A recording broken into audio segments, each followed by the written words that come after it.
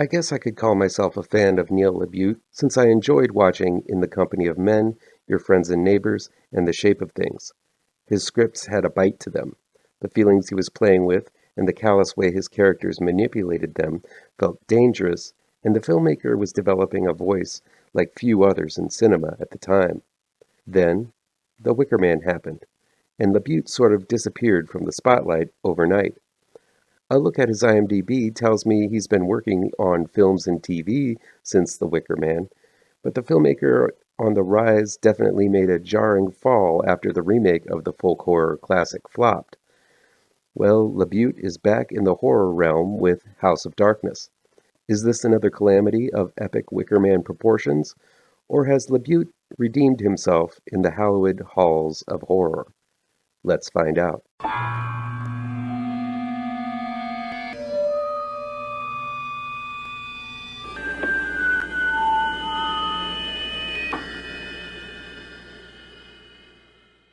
Welcome back to ML Miller Frights. I'm ML Miller. Before we begin, please do me a favor and punch that like button down below. Share this video with all of your social media addicted pals. Click subscribe to this channel and ring that bell for notifications. House of Darkness is new in select theaters today, on demand and digital download on September 13th from Saban Films. It's directed and written by Neil LaBute. All-around normal guy, Hap, played by Justin Long, is a little drunk and feeling like he's won the lottery when Mina, played by Kate Bosworth, invited him home with her after meeting her in a bar. But once inside Mina's castle-like mansion, Hap begins to sense this is not going to be your typical hookup. Then Mina's sister, Lucy, played by Gia Crovatin, appears from the shadows. Hap is taken off guard, but as the conversation continues, he thinks his luck has just doubled. But it's not all what it seems in this House of Darkness. See that? For dramatic effect, I said the name of the movie right there. Right off the bat, watching Justin Long walk into a home and finding himself stumbling into some evil intentions kicked my deja vu into overdrive. If you squint, House of Darkness starts out a whole lot like another Justin Long film, Tusk. Hell, even the posters are similar. So when I saw Long entering a secluded home, obliviously, I kind of shouted at my screen, "Jesus, Justin, you've been through this before. Don't you ever learn?" It looks as if Long hasn't learned, since he has another movie out called Barbarian about people entering a seemingly simple home with dangers afoot inside. Talk about being typecast. I'll be reviewing Barbarian soon, but even that one has a poster with a similar color scheme. But I like Justin Long. He's got a doofy, everyman quality. He gives off the appearance of a harmless puppy dog. He was able to make the ridiculous plot of Tusk plausible with his tragic performance alone.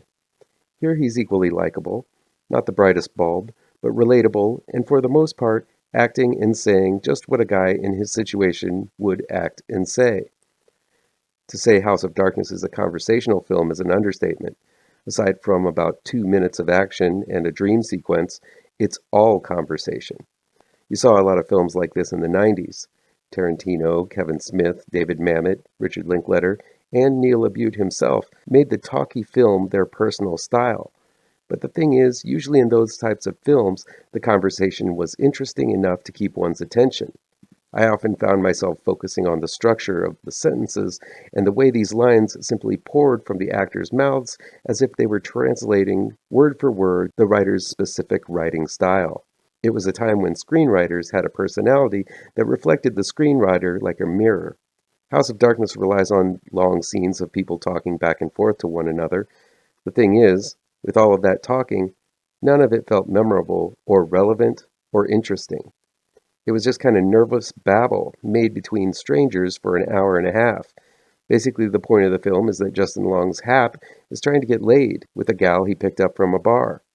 And while he's trying to be respectful and not be gross about it, both he and Kate Bosworth's Mina tend to get to the subject of sex eventually every time. Mina changes the subject or calls out Hap for something he says, then flirts with him to say more. This happens over and over again. Then Lucy shows up, and she does the same thing with Hap. Now throughout, Mina and Lucy's motivations are kept under wraps, but this being a horror film, and Hap being the doofus that he is, it's pretty evident early on that Hap isn't going to get out of this one unscathed. The problem is there really isn't anything but conversational stalling before the bloody climax. In many ways, LaBute remade The Shape of Things, where a woman lures a man into her control, though he doesn't know it. At the end of The Shape of Things, Paul Rudd's character is left devastated. I was too after watching it, to be honest. And in a certain way, that's how Justin Long's Hap turns out too. The difference between the two films is that the conversations between Paul Rudd and Rachel Weisz were genuinely interesting and seemed to be leading to something. The conversations in House of Darkness is leading to something, but the cliched and repetitive dialogue makes the journey quite a labor. At about the hour mark, I found myself rolling my eyes at the stupidity of Long's character and how he is obviously being baited into this bad situation. The script isn't nuanced. The motivation of Mina and Lucy isn't new or shocking. Like Paul Rudd's character in The Shape of Things, Justin Long's Hap isn't a bad guy, he's just a bit clueless. Still, because Mina and Lucy force Hap into a corner and Hap gets nervous and says a derogatory remark or two, that seems to give these characters the reason to do what they finally do to Hap. I'm not going to reveal it, but you can get my drift. In the end, everything felt like a stretch of reason. I didn't know what this film was trying to say. In previous films, LaBute was able to realistically highlight the ugliness in just about everyone, even the most righteous of souls. But I just don't get where House of Darkness is going. Is he saying women are predators, leading men on, needling them with flirtation and wordplay until the men finally reach their breaking point? I don't think that would be an attractive statement in this day and age. Or maybe LaBute is saying all men are pigs, and all it takes is a night of conversation to have them reveal their true selves. That's something I think would be much more popular in today's social climate. Still, having a relatively nice guy bear the brunt of this punishment really isn't driving the point home. It just makes the girls look like, well, the word that Justin Long uses in this movie. The Wicker Man was a misfire, but man, I loved watching that train wreck go off the tracks.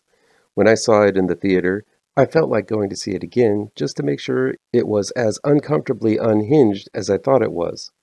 House of Darkness is inferior to The Wicker Man because I ultimately felt like I wasted my time with it. This is supposed to be some kind of reimagining of Bram Stoker's Dracula, but it really doesn't even do that right. I found it a chore to get through House of Darkness, despite some solid acting turns by both Long and Bosworth. If you want to waste your time with House of Darkness, be my guest.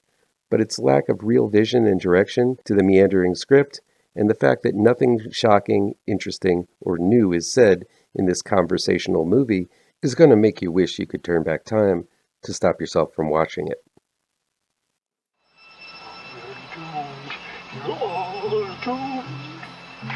You're doomed to live the life you're meant to be, stuck inside your reality. You're doomed.